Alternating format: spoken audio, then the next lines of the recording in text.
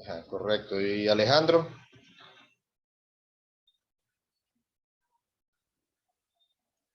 Perfecto. Se ve y se escucha bien. Ok.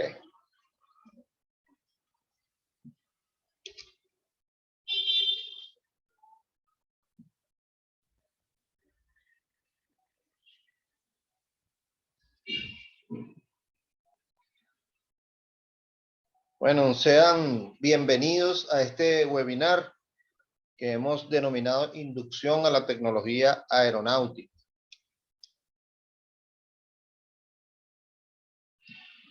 El propósito de este webinar es presentarles a ustedes los aspectos más relevantes de la tecnología aeronáutica y su profesionalización con la finalidad de inducir a los interesados en formarse como técnico de mantenimiento aeronáutico. Esta será la agenda por la cual nos regiremos en este webinar. Primero haremos una introducción donde abordaremos una presentación y haremos algunas reflexiones acerca de lo que es un técnico de mantenimiento aeronáutico. Luego entraremos en 4 temas importantes, la columna central de este webinar, que es el primero de ellos. Conversaremos acerca de lo que es la profesionalización de los técnicos de mantenimiento aeronáutico. El segundo, haremos una inducción, un repaso, una vista general de los sistemas, instrumentos y equipos de aeronave. Luego abordaremos cómo es la formación inicial de un técnico de mantenimiento aeronáutico de acuerdo a la regulación aeronáutica venezolana. Por último, haremos una revisión del campo laboral de los técnicos de mantenimiento. Y en el cierre daremos oportunidad para una ronda de preguntas. Intermedio, vamos a hacer un pequeño receso de 5 minutos en el que nos desconectaremos para digamos, obedecer a la regulación, a la limitación del Zoom. Y luego, después de esa desconexión, en 5 minutos, ustedes a través del mismo link se vuelven a conectar. ¿Ok? Entonces, ya esas son las reglas y cómo vamos a hacer este webinar. Y bueno, espero que sea del disfrute de ustedes. Primero y principal, en esta introducción hay que hacer una presentación obligatoria, formal. Quien les habla, Marco Gómez. Soy en una maestría en gerencia avanzada en educación de la Universidad de Carabobo. Soy licenciado en educación también de la Universidad Central de Venezuela. Ingeniero en instrumentación y control. También soy técnico de mantenimiento aeronáutico con más de 25 años de experiencia y una habilitación en aviones de ala fija tipo 2. Este webinar se lleva a cabo gracias al auspicio del Centro de Instrucción Aeronáutica Los Aviadores, con sede en Puerto La Cruz, Estado Anzoátegui, en nuestra hermosa Venezuela.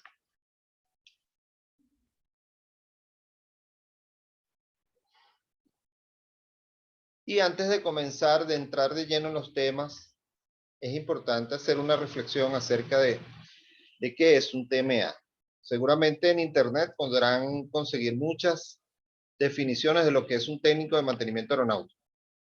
Sin embargo, desde mi apreciación particular y mi experiencia, les digo que el técnico de mantenimiento aeronáutico viene a ser una figura organizacional que tienen las empresas que trabajan con aviación para designar a las personas encargadas de planificar, ejecutar supervisar y registrar todos los trabajos que tienen que ver con el mantenimiento preventivo y el mantenimiento correctivo. Mantenimiento preventivo, todo aquel que se sabe en qué momento se va a realizar, por ejemplo, antes de un vuelo, después de un vuelo, una inspección que se haga cada 3 meses o que se haga por horas de vuelo, por ejemplo, cada 200 horas de vuelo.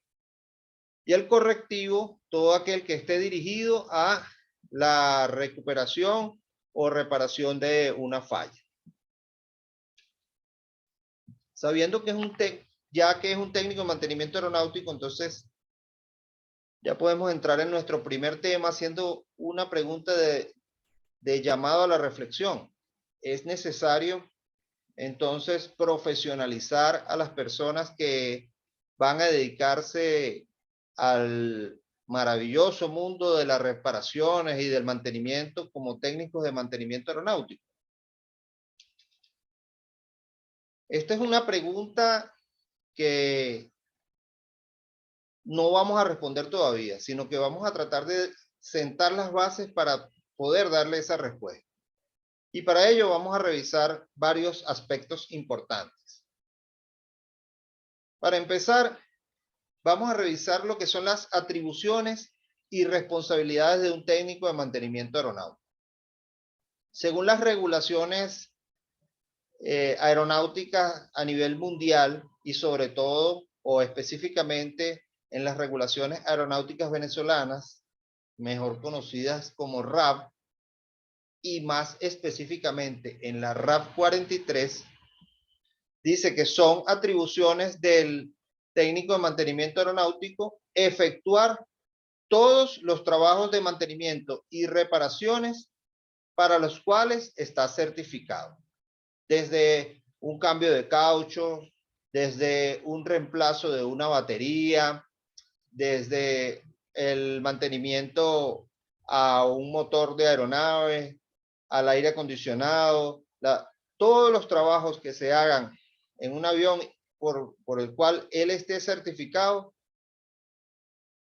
puede hacerlos o no hacer. Y esos trabajos, a su vez, desprenden una responsabilidad que está establecida en la RAB 43, donde específicamente se refiere a esto como que todo trabajo realizado o supervisado por un técnico de mantenimiento aeronáutico es totalmente su responsabilidad. Reflexionando sobre esto, acerca de esto, entonces debemos decir que es una gran responsabilidad, tomando en cuenta que una aeronave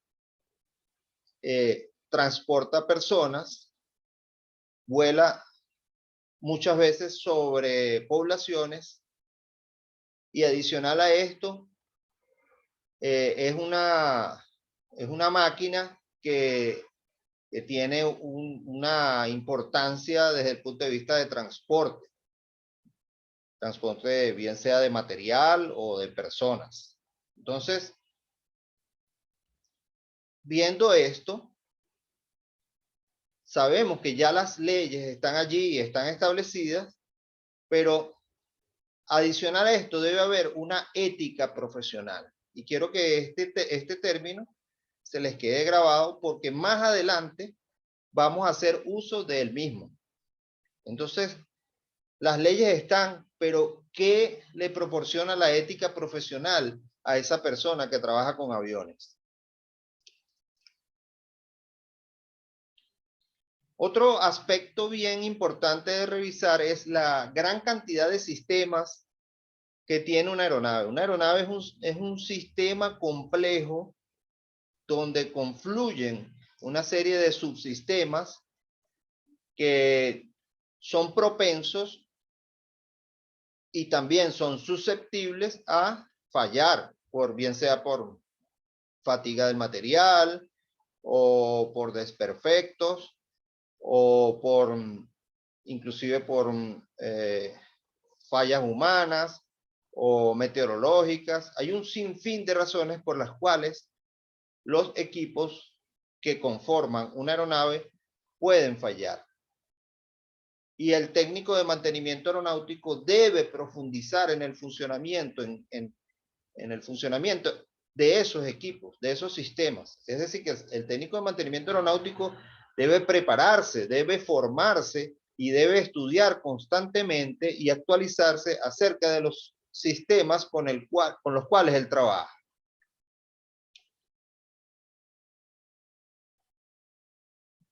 Otra reflexión importante a hacer en este apartado de este tema es ¿qué se necesita para obtener una licencia como técnico de mantenimiento aeronáutico? La RAP 60, que es la regulación aeronáutica donde se establecen los requisitos para obtener licencias de diferentes tipos y entre ellas la del técnico de mantenimiento aeronáutico, establece que una persona que desee ser técnico de mantenimiento aeronáutico debe ser primeramente mayor de edad. Es decir, debe tener más de 18 años. ¿Y por qué es este requisito? Bueno, porque la ley con ello asegura de que esa persona sea responsable de sus actos. Luego, haber aprobado un curso que no puede ser cualquier curso. Es un curso que sea impartido desde un centro de instrucción aeronáutica certificado por la autoridad aeronáutica. Es decir, la autoridad aeronáutica, que es el INAC, solicita una serie de requisitos a quienes quieran abrir un centro de instrucción aeronáutica, y una vez que esa organización pasa esas pruebas y cumple con todos esos requisitos, entonces el INAC le otorga un código de centro de instrucción aeronáutica. En el caso, por ejemplo, del centro de instrucción aeronáutica Los Aviadores, es el número 57. Quiere decir que este es un centro de instrucción aeronáutica certificado por el INAC. Y como tercer y último requisito, aprobar una evaluación que aplica el mismo INAC, una vez que tenemos los otros 12 requisitos.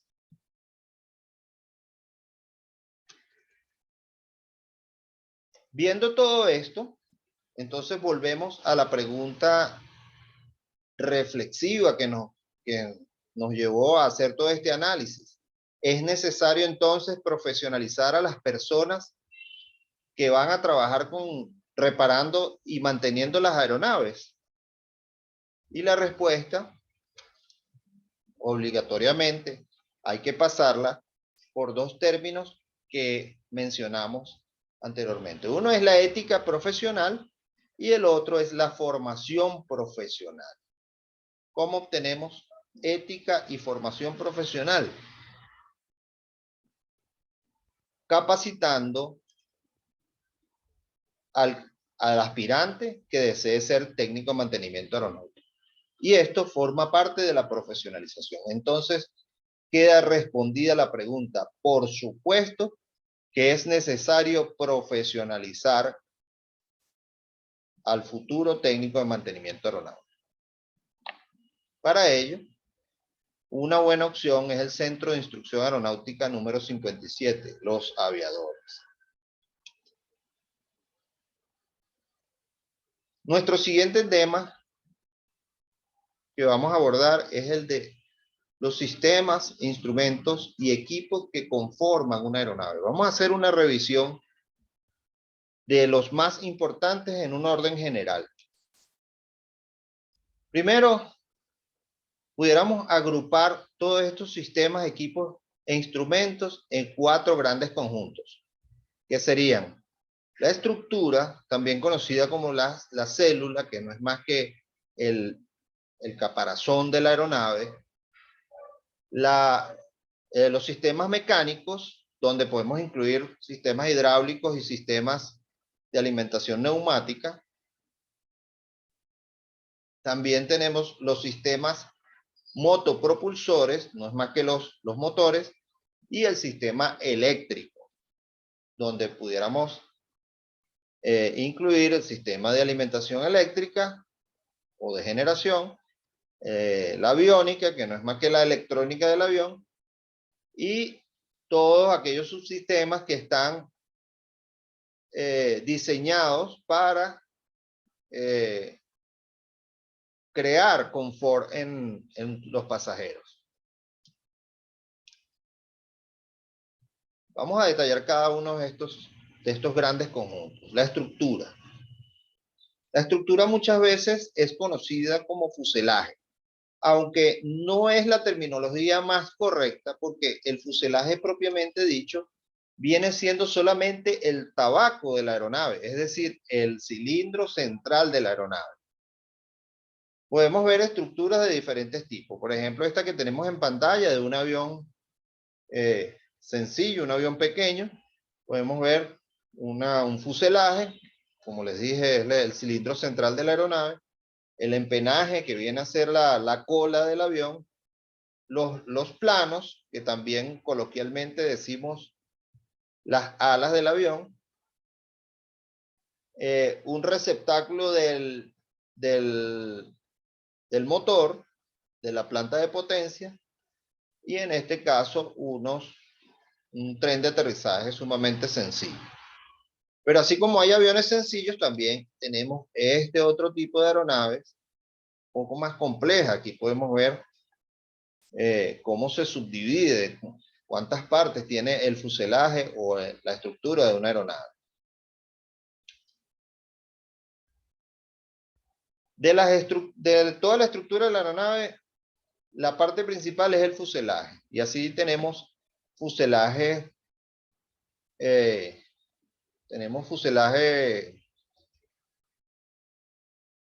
vamos a emitir a Reni a ZTE Blade A5.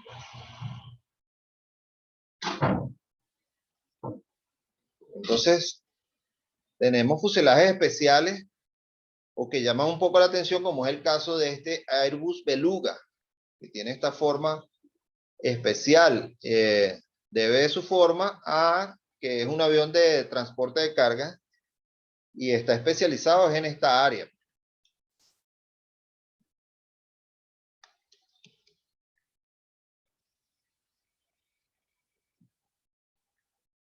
Tenemos otros fuselajes como este, por ejemplo, de este bonito Embraer 170. Si vemos un corte transversal de este fuselaje, vemos cómo es la distribución de los compartimientos internos de la cabina, y podemos ver los asientos internos y podemos ver cómo se distribuye el equipaje tanto debajo como arriba. El equipaje de mayor peso debajo y en los maleteros los equipajes de menor peso.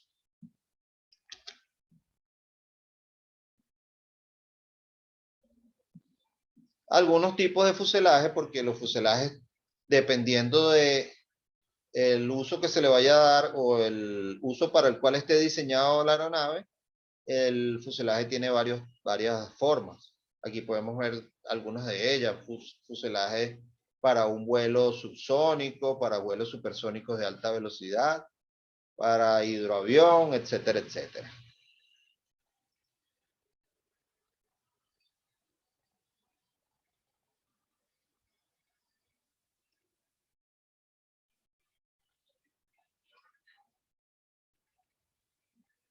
Ok. Bienvenido, Reni, otra vez. Entonces, tipos de fuselaje hay muchos. Aquí podemos ver una muestra de la gran cantidad de formas de las aeronaves y los fuselajes que están destinados a cada tipo de función, pues, de cada uno de ellos. A los fuselajes hay que añadirles superficies de sustentación. ¿Qué son las superficies de sustentación? Bueno, aquellas que están diseñadas para mantener el avión en el aire. Para que ese fuselaje logre despegar, tenemos que añadirle planos. Y esos planos, que comúnmente llamamos alas, pueden tener diferentes formas y rigidez o flexibilidad. Muchas veces los planos tienen las bases donde se instalan las plantas de potencia, es decir, los motores de la aeronave.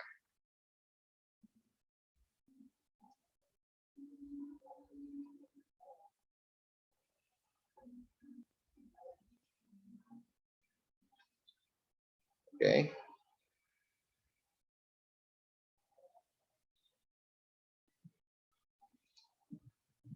Continuamos.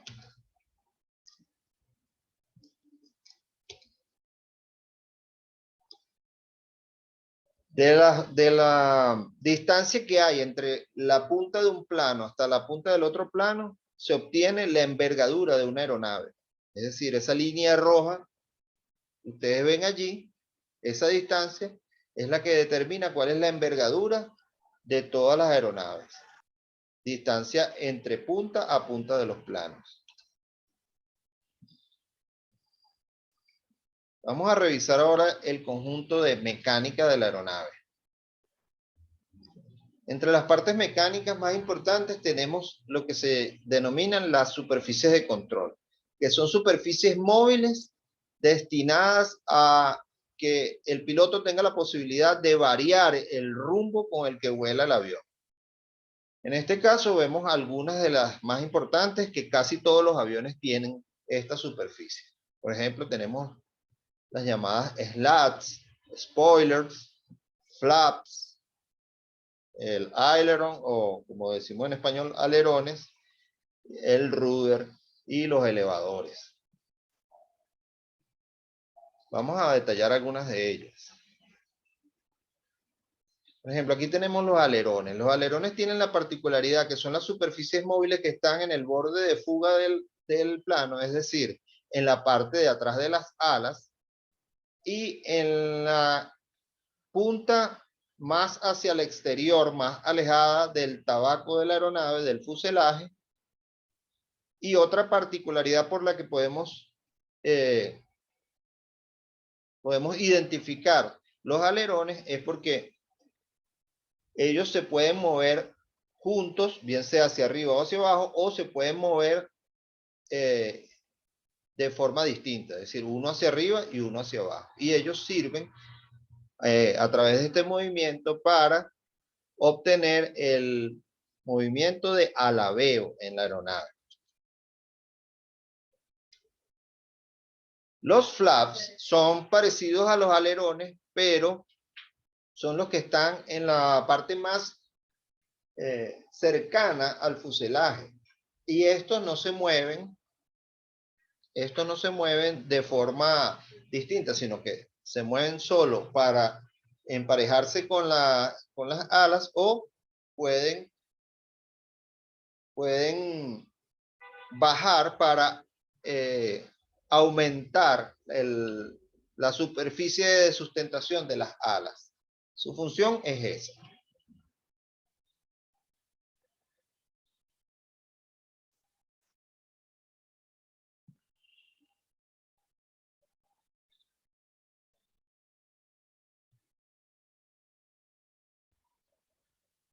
Ok.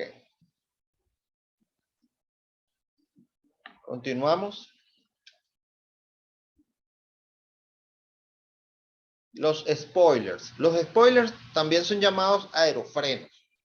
Son superficies diseñadas para ofrecer una resistencia mayor al flujo laminar o, vamos a decirlo de alguna forma que se pueda entender, al aire que impacta contra la aeronave. Esto sirve para reducir bruscamente la velocidad de la aeronave en los momentos críticos en que esto se requiera.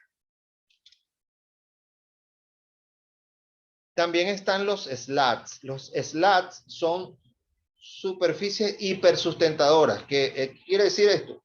Que accionan de manera hidráulica o a veces, o la mayoría de las veces también eléctrica para aumentar la curva de sustentación del plano. En este caso, esto es una vista lateral o un corte lateral de un plano de aeronave, de un ala, y así es como se ven los slats cuando están desplegados en una foto real. Un Airbus 300. También están los estabilizadores horizontales, que son esas pequeñas alas que se ven en la cola de los aviones. Estos estabilizadores horizontales tienen, como su nombre lo indica, tienen la función de estabilizar horizontalmente el avión, es decir, que no Si el avión no tuviera estas pequeñas alas en la parte de atrás, entonces el avión no tuviese control sobre el vuelo horizontal, recto y nivelado. En este caso, en la foto, vemos unos estabilizadores horizontales bastante grandes de un avión Airbus 400.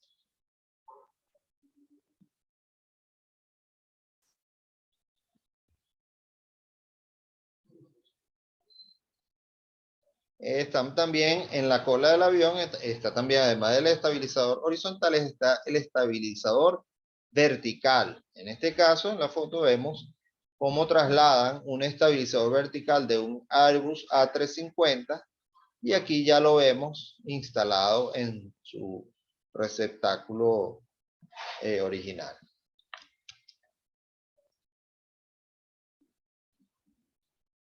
Tanto el estabilizador horizontal como el estabilizador vertical forman parte de la cola de la aeronave y en ellos se encuentran otras superficies de control de vuelo como son el rudder, que es el encargado de variar el rumbo de la aeronave. Están los trim tabs, que son pequeñas superficies que sirven para compensar el vuelo, por ejemplo, cuando hay viento cruzado u otros, y están los elevadores, que son estas alerones, estas aletas, perdón, que se encuentran en la cola de la aeronave y que sirven para subir o bajar la nariz del avión.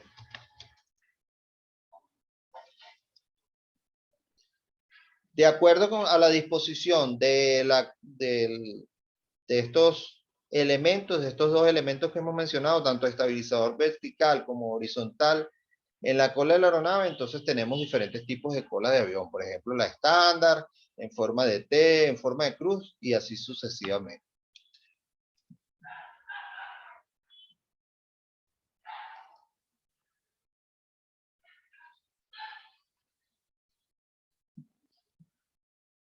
Los trenes de aterrizaje. Podemos tener trenes de aterrizaje tan sencillos como este pequeño de un Piper 28, o también podemos tener trenes de aterrizaje sumamente complejos como por ejemplo este de un Boeing 777. Pero la función de ellos es darle movilidad a la aeronave cuando está en tierra, bien sea en una carrera para despegar o en una carrera cuando viene aterrizando o cuando está taxiando por las zonas del aeropuerto, el aeródromo. Y así vamos a revisar ahora el otro conjunto, que es el del grupo motopropulsor. El grupo motopropulsor no es más que los motores, lo que le da empuje a la aeronave. Y de ellos hay varios tipos. Por ejemplo, hay motores a pistón, como este viejo motor radial, que tiene la particularidad que los pistones son concéntricos, todos apuntan hacia una cámara de combustión central. Ya estos motores ya prácticamente no se usan. Tenemos este motor a pistón de un avión a hélice, es análogo a un motor de un carro, sin embargo con algunas diferencias.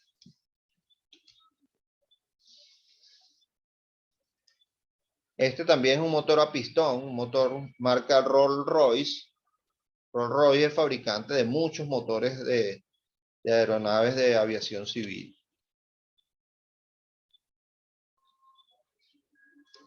Tenemos ya un avance mayor cuando pasamos de los motores de pistón a motores de combustión interna, lo que comúnmente conocemos como turbina. La turbina no es más que un motor que a través de la inyección de combustible en unas cámaras como estas,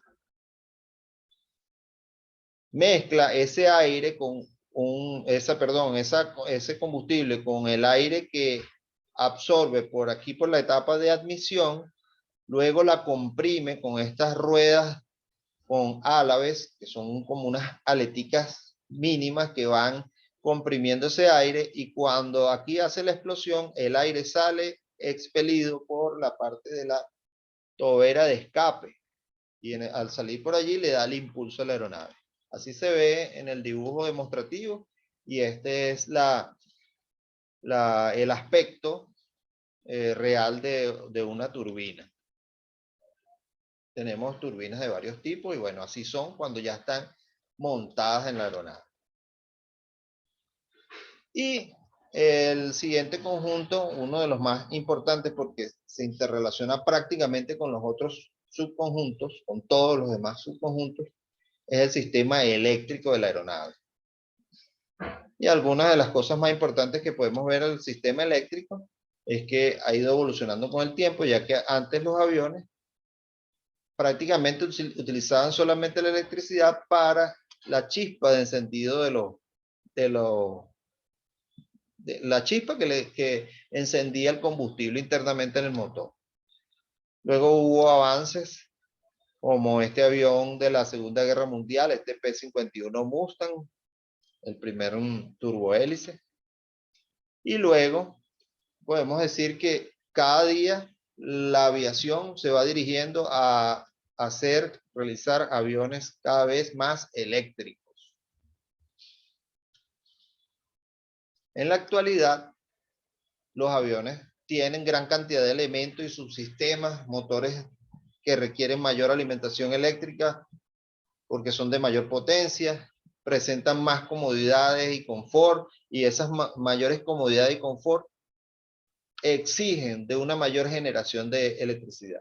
Entonces, todas esas necesidades van llevando a que los aviones de hoy en día sean más y más eléctricos, y todo indica que en el futuro van a ir siendo mucho más. Bueno, luego, después de este receso que vamos a abordar ahorita, vamos a revisar el suministro de la generación eléctrica en las aeronaves, cómo se realiza. Ahorita vamos a, como les dije, vamos a desconectarnos y en 5 minutos con el mismo link que se les entregó, volvemos a la reconexión.